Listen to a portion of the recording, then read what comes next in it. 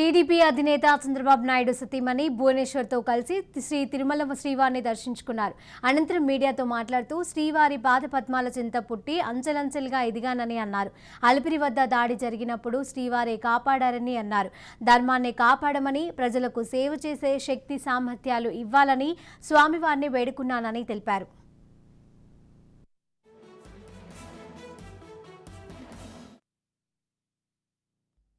ప్రజాసేవకు అంకితమయ్యాను.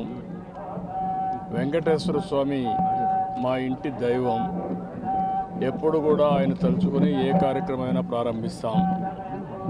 అదే సమయంలో 2003 బ్రహ్మోత్సవాలకు నేను దేవునికి సాంప్రదాయ ప్రకారం గవర్నమెంట్ ఆనర్స్ అన్నీ కూడా ఇచ్చే సమయంలో అలిపిరి దగ్గర 24 క్లెయిమోర్ మైన్స్ నా మీద బ్లాస్ట్ చేసినప్పుడు సాక్షాత్తు వెంకటేశ్వర స్వామి ప్రాణభిక్ష పెట్టాడు.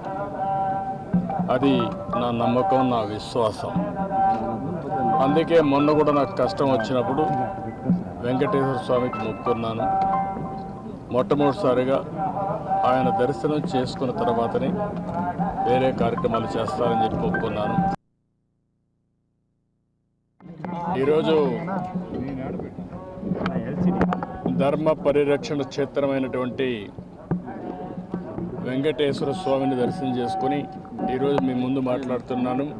నేను వెంకటేశ్వర స్వామి పాద పద్మాల చెంత పుట్టాను. అక్కడి నుంచి అంచెలంచెలుగా పెరిగి ప్రజాసేవకు అంకితమయ్యాను. వెంకటేశ్వర స్వామి మా ఇంటి దైవం.